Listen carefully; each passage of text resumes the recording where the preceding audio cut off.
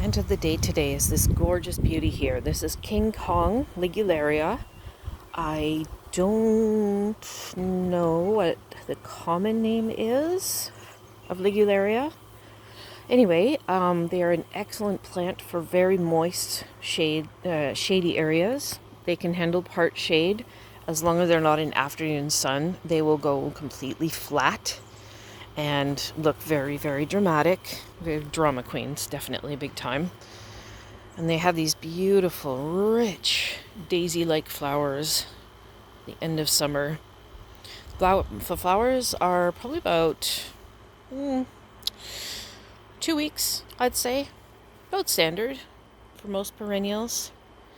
The leaves have this lovely burgundy on the underside here, which looks particularly nice if it's windy. It's not focusing, of course. Of course it's not focusing. Huge, huge, huge leaves. Like, look at the size of that thing. I think that's obviously why it's called King Kong. It's massive. It takes up, let's see, that's probably close to 5 feet wide and very close to 5 feet tall as well. This is actually next to a hedge, and so I'm shocked that it's doing as well as it is, because this garden, I just woke up from a nap. Like, that's an excuse, but anyway, because I'm always like this. Anyway, this bed, I'm always, when I dig in there, finding roots from the hedge. So it's sucking up moisture and nutrition like the hog it is, and yet the Ligularia thrives. So I'm thinking probably once it's well established, it can tolerate drier soils as long as it's not getting a lot of full sun. So yeah, they are deer proof in my yard, and a number of other people that I have as friends that are gardeners, they don't eat them in there either. So yay for that. Excellent, not like up by a pond side, but excellent for like a boggy area that gets drainage. So like moist, well-drained soil, which is kind of like the unicorn of the garden world, isn't it? Moist and well-drained at the same time.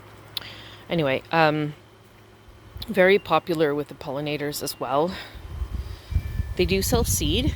This one here has self-seeded in my garden a number of times, and the seedlings sometimes are throwbacks to the species, and most of the time they're true. They have this lovely sort of darker,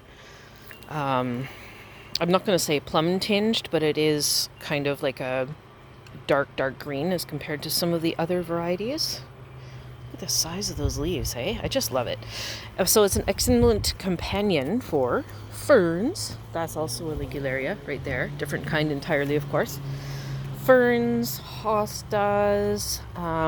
This is a Astrantia here that has pink flowers that sets off the sort of purpley tones in this. When it's first coming out, it's more purpley, and then the pink looks really, really amazing with that.